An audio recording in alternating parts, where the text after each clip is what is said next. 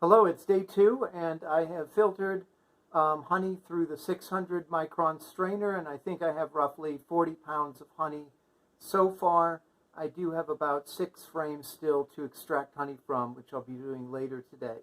But for now, this is what it looks like after we strain out all the foreign particles through the 600 micron strainer.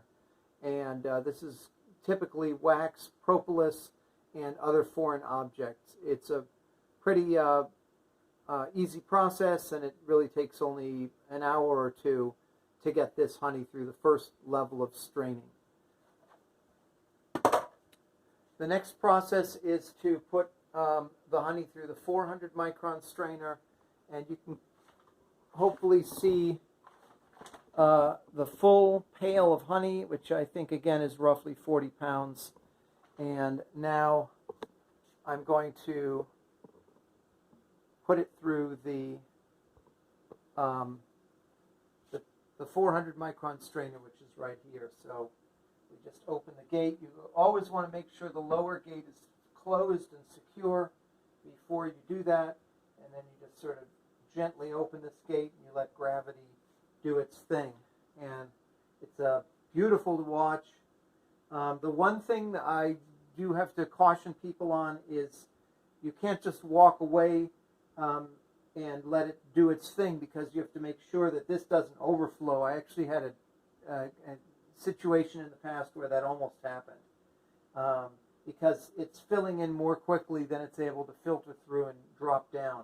So you kind of have to be keeping an eye on this and occasionally turn it off. So I think I'll just sort of turn it off right now and let some of it filter through. But in the meantime, I'm still working over here with my extractor and also the hot knife and the wax cappings, getting the wax cappings off.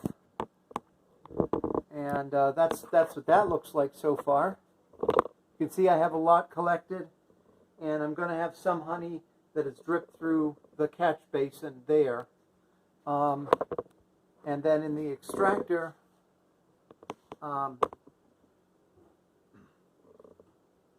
we have 9 frames that I have finished spinning out, and I have to remove them one by one.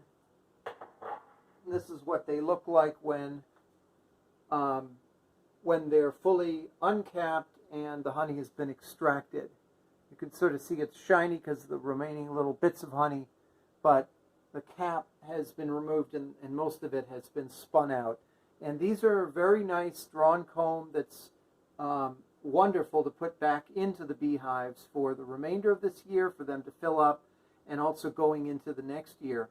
Gives them a great head start because it takes a lot of time and energy to produce the comb, which they have to produce from their wax glands.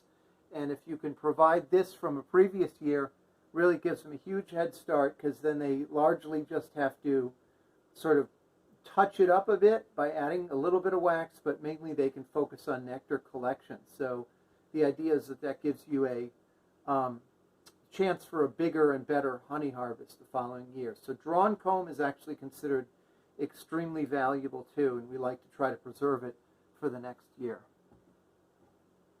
So that's about it for now, and I'll turn this off and do a little more extraction, and then we'll talk some more about the next steps.